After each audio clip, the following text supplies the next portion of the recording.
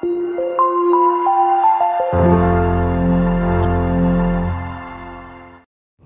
very good morning to everyone. I am Anuj Tomar and I welcome you in English Toppers Academy.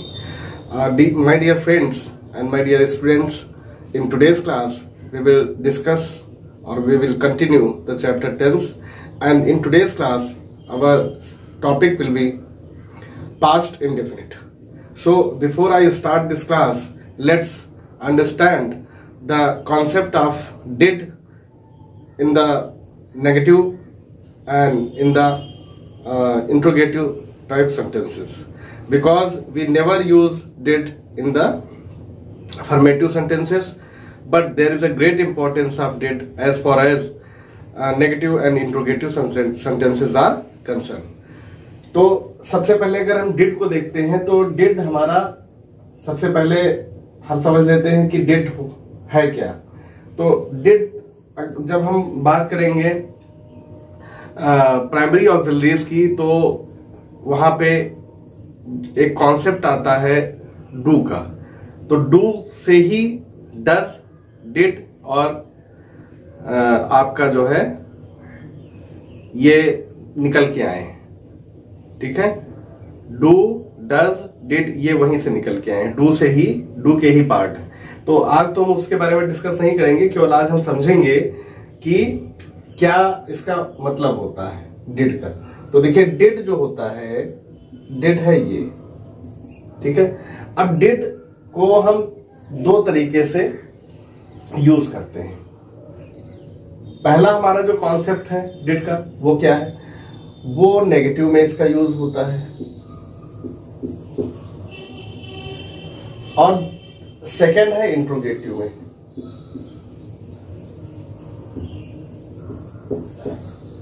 ठीक है, दो जगह यहां पे डिड का यूज होता है। अगर हम अफर्मेटिव की बात करें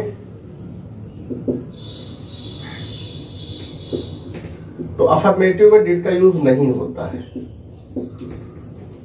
ठीक है, इसका यूज नहीं होता है। अब एक एक्सेप्शन है, ऐसे नहीं जैसे आई डिड, तो आई डिड तो सही है, ये तो एक्सेप्शन हो गया कि कहीं पे यूज हो जाए, अदरवाइज यूज होता नहीं है, वर्ब के साथ नहीं होता, ऐसे आ जाता है। तो अब देखिए ये आपका क्लियर हो गया। तो जैसे इसका एक एक एग्जांपल हम देख लेते हैं पहले समझने से पहले, क्योंकि बहुत सारी चीजें आपको जानना है। तो इसमें देखिए, हाँ अब देखते हैं। तो जैसे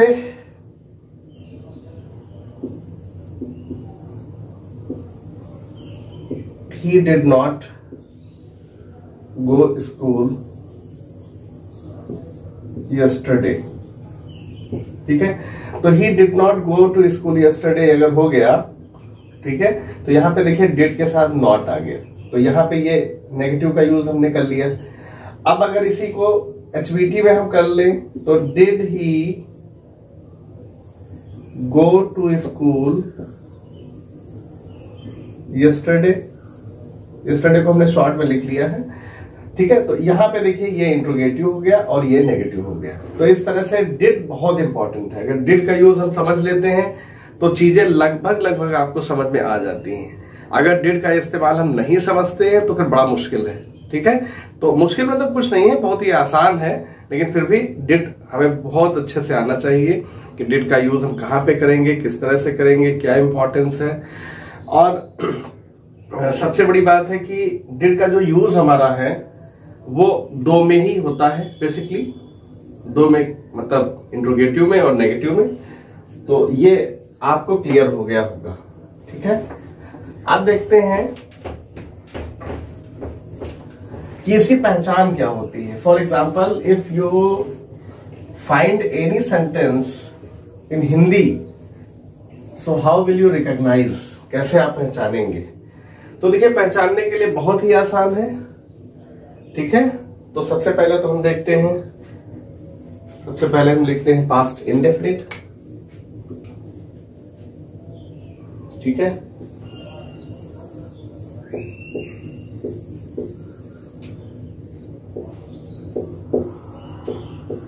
सबसे पहले तो हमने लिख दिया पास्ट इंडेफिनिट।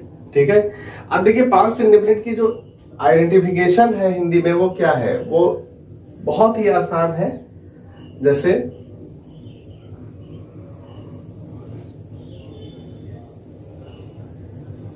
या, ये इस तरह की पहचान आपको हिंदी में मिल जाएगी। ठीक है, जैसे ठीक है, उसने पैसे लिए, ठीक है, उसने गाय का दूध पिया, ठीक है, उसने क्रिकेट खेला, आ या आ भी आ जाएगा। ठीक है, वो भी आ सकता है। तो इस तरह से आपका ये हो गया। अब इसको हम देखते हैं, 3 पार्ट में इसको हम डिवाइड कर देते हैं। तो पहला तो हमारा अफर्मेटिव हो गया, दूसरा नेगेटिव और इंट्रोगेटिव हो गया। ठीक है, तो देखते हैं सबसे पहले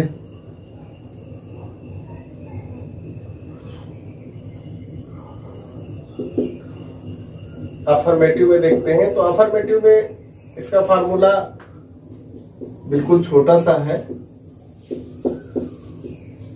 और इंट्रोगेटिव में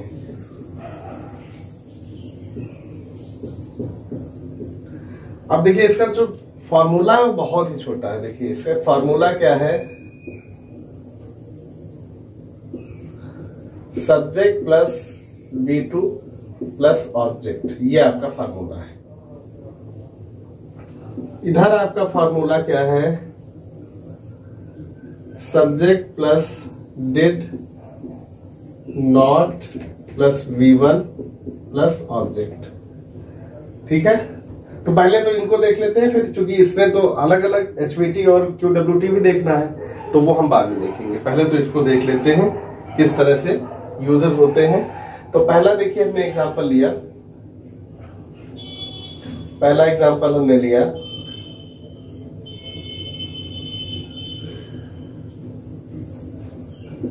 they played cricket। दूसरा एग्जांपल हमने ले लिया he loved his mother। देखिए 2 एग्जांपल हमने ले लिए, एक तीसरा एग्जांपल हम ले लेते हैं, she cooked food। Fourth example हम ले लेते हैं, we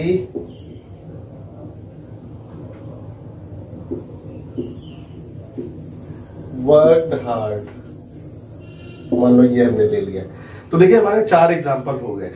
ठीक है, और इनमें देखिए आपका जो फार्मूला है, यानी कि सब्जेक्ट आया है दे, ही, शी, वी, फिर यहाँ पे सेकेंड फॉर्म आई है प्लेड, लव्ड, कुक्ड, वर्कड, और फिर ऑब्जेक्ट के रूप में क्रिकेट और हिज मदर, फूड और हार्ड आया है। तो अब देखिए जो इसका फार्मूला हम देखते हैं, इसमें इसको रख देते हैं।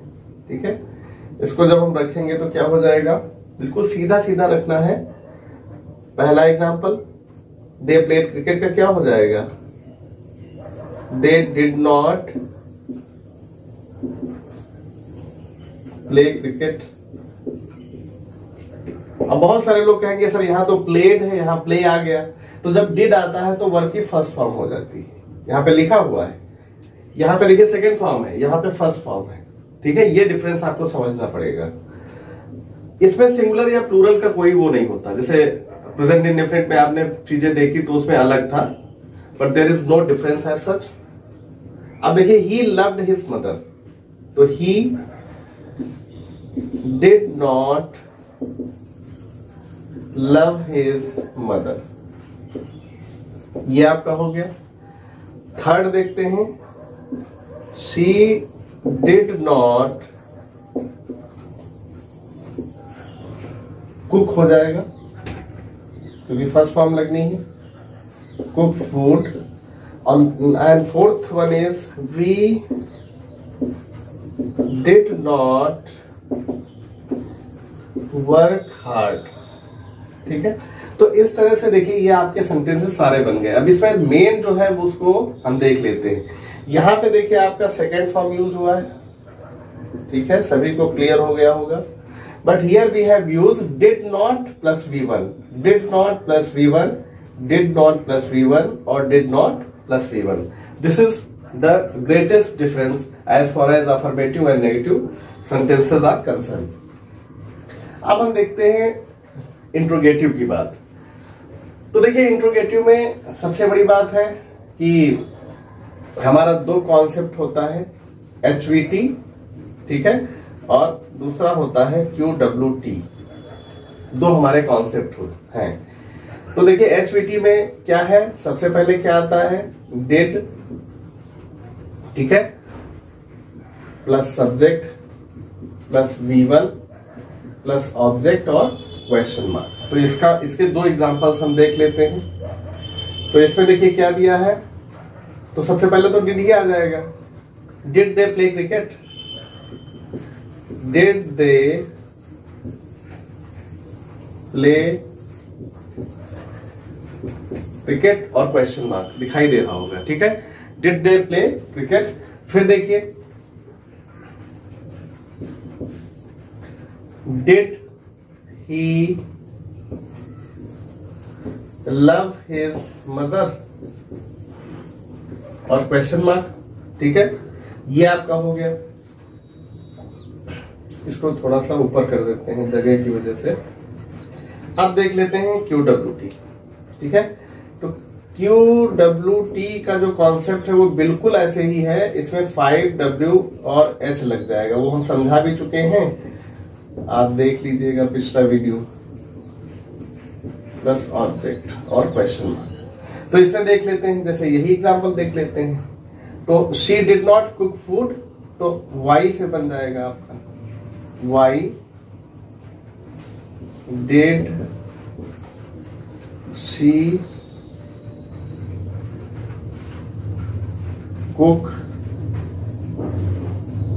फूड और क्वेश्चन मार्क।